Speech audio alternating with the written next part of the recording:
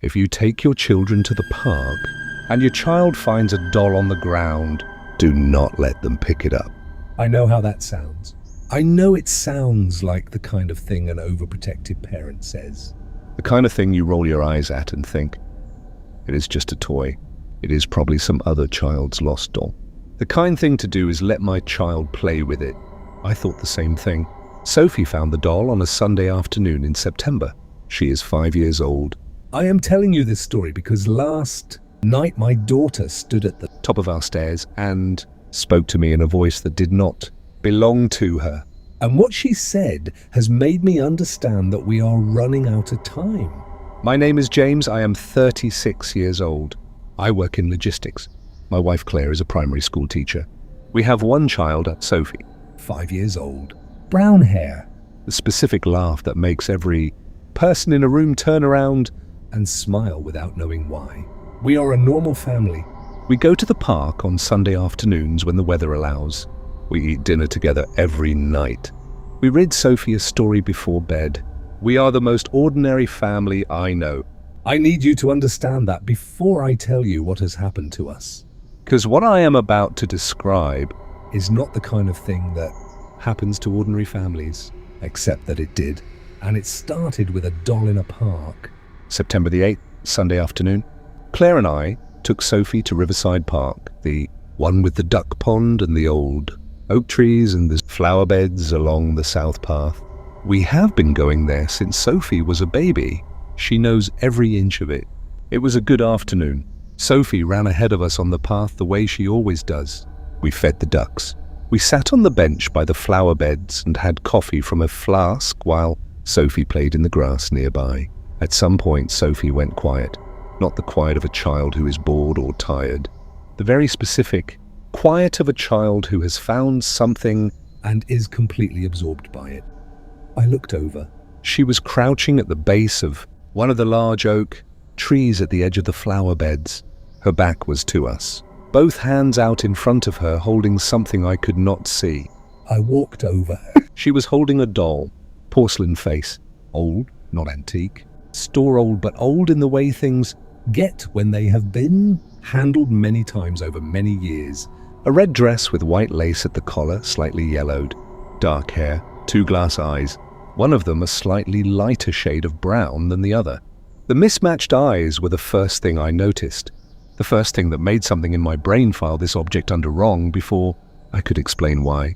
The doll had been sitting upright at the base of the tree, not dropped, not fallen, sitting with its back against the bark and its legs straight, out in front of it in the grass, the position of something that had been deliberately placed. I said, "Sophie, where did you find that?" She said, "It was sitting here. It was waiting." I said, waiting for what? She looked up at me with those 5-year-old eyes that have not yet learned to filter what they see. She said, "For me?" I tried to take it from her. The sound she made when I reached for it was unlike anything I had heard from her in 5 years. Not a tantrum cry, not a tired cry, something rawer than both of those things. Something that started before I had even fully extended my hand. Claire looked at me over Sophie's head. I let go of the doll. I told myself it was a child's toy that another child had lost. I told myself there was nothing wrong with Sophie having it. I told myself I was being irrational about a porcelain doll sitting at the base of a tree in a public park. I told myself all of that on the walk back to the car. The doll sat in Sophie's lap the entire drive home. She did not speak. She did not look out the window the way she always does. She sat completely still with the doll held against her chest and her eyes, looking at something I could not see. That night, Sophie insisted on sleeping with the doll. Claire and I agreed. We had no good reason to refuse, and the alternative was another hour of that sound. I checked on Sophie at 10 p.m. She was asleep with the doll tucked under her arm, normal, peaceful. I went to bed. At 3:14 a.m. I woke up, not gradually, instantly, completely. Awake in the specific way that only happens when something has triggered the part of your brain that is always on guard even while you sleep. I lay still and listened. A sound from Sophie's room. I got up and went into the hallway. Sophie's door was slightly open. We always leave it slightly open. I pushed it wider. Sophie was sitting up in bed, completely upright, eyes wide open. The doll in her lap held with both hands. She was not moving at all, not swaying, not looking around. Just sitting completely still in the dark with those wide open eyes fixed on something across the room. I said her name. She turned her head slowly and looked at me. She said, she told me your name. I said, who told you? Sophie looked down at the doll. I crossed the room and took the doll from her lap. Sophie did not resist. She lay back down and closed her eyes, and within 30 seconds her breathing had returned to the slow rhythm of deep sleep. I stood in her doorway holding that doll for a long time. Then I put it on the shelf in the hallway outside her room and went back to bed. In the morning, Sophie did not remember waking up. She asked for the doll the moment she opened her eyes. I gave it to her. I do not know why I gave it back. I've asked myself that question every day since. The most honest answer I can give is that I did not yet understand what I was dealing with. I thought it was a bad dream and a child's attachment to a new toy. I thought it was nothing. Over the following week, things changed. Not dramatically. Not in ways that would alarm anyone who did not know. Sophie, as well as Claire and I, knew her. Small things. Quiet things. The kind of changes that you dismiss one by one, but that accumulate into something you cannot ignore. Sophie stopped eating her breakfast. She had eaten the same breakfast every single morning for 2 years. Toast with butter and a glass of orange juice. She refused it completely on Monday morning and asked for something she had never asked for before.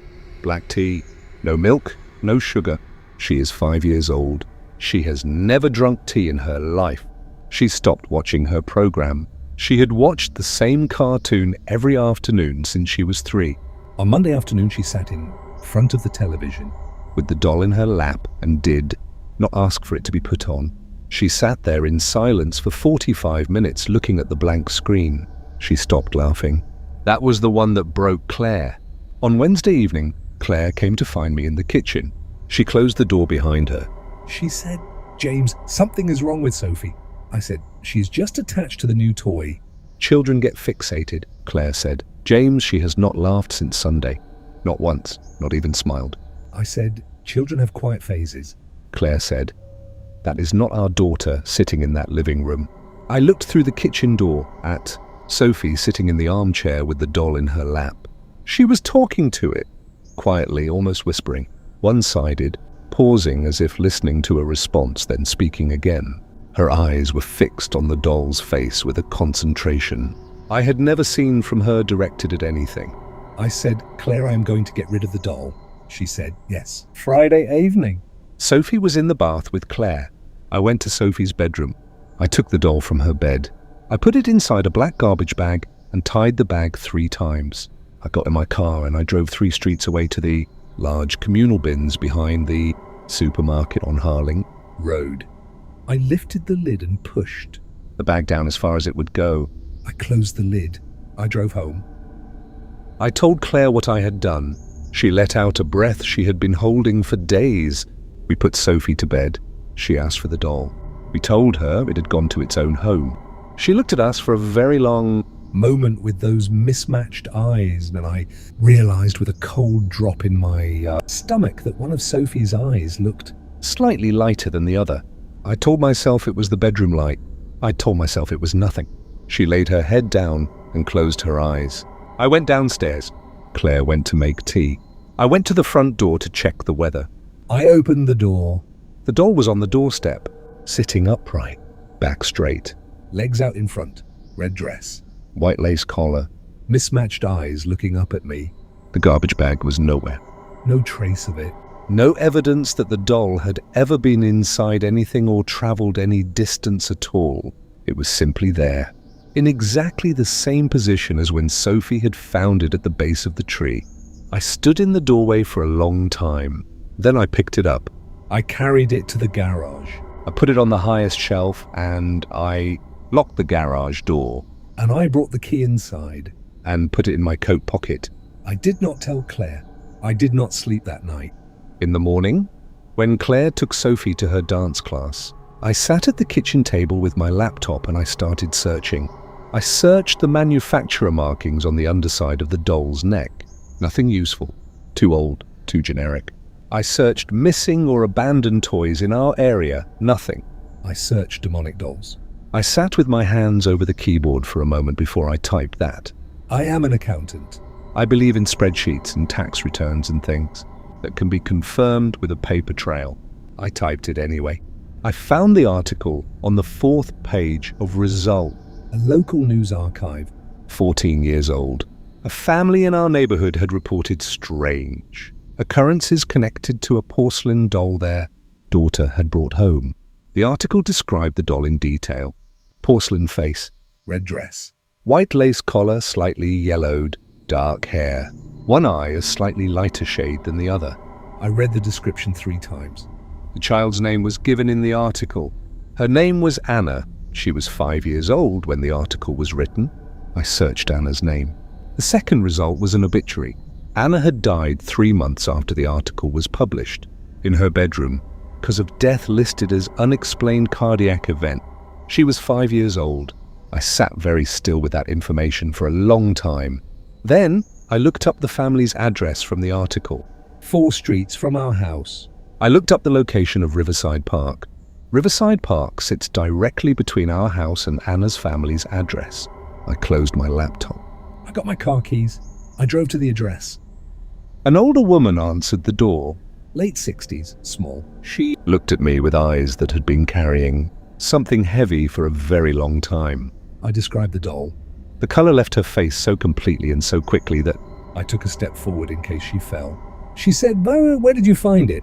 I told her, "The park. The oak tree by the flower beds."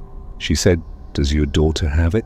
I said I had locked it in the garage, but that it had returned once. Already after I threw it away. She said, "It always returns. We threw it away 11 times. She said, "Come inside." I sat at her kitchen table and she told me everything. She said, "The doll is not possessing your daughter." People always think that. The doll itself is nothing.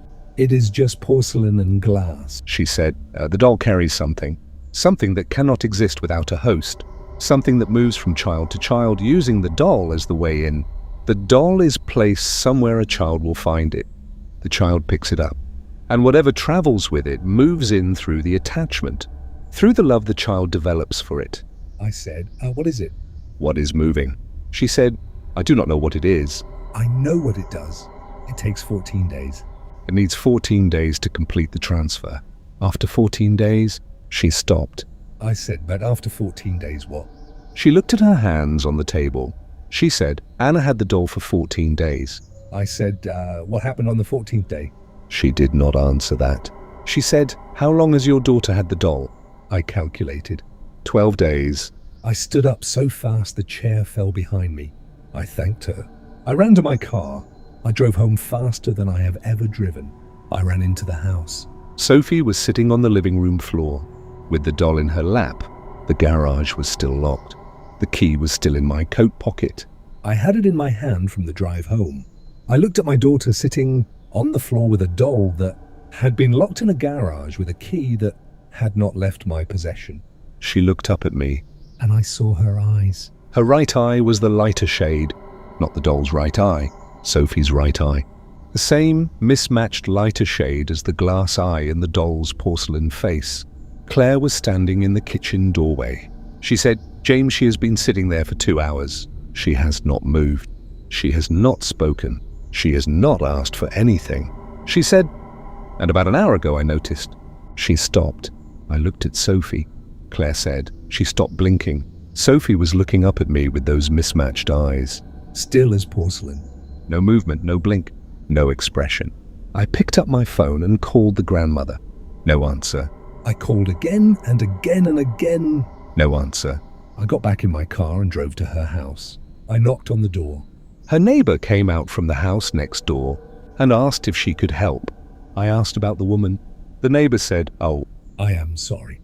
She passed away this morning. They found her a short while ago. I think it was her heart. She had been alone since yesterday evening." I drove home. I walked through the front door. The living room was empty. The doll was on the floor where Sophie had been sitting. I called Claire's name. She called back from upstairs. She said, "James, come up here." Something is wrong.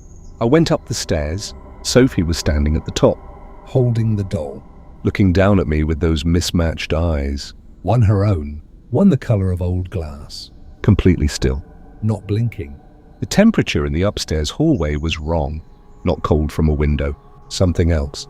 Something that had settled into the air of that hallway and replaced the warmth with something older. Sophie opened her mouth, and what came out was not her voice. It was a voice I can only describe as old. Older than this house, older than the doll. A voice that had been many places and was using my daughter's mouth as its current instrument with the casual ease of something that has done this many times before. It said, "She is almost ready." I looked at my daughter's face. She was smiling, not Sophie's smile. A smile I recognized. The same smile I had seen in the photograph in the newspaper article. Anna's smile in my daughter's face. At the top of my stairs. On day 12?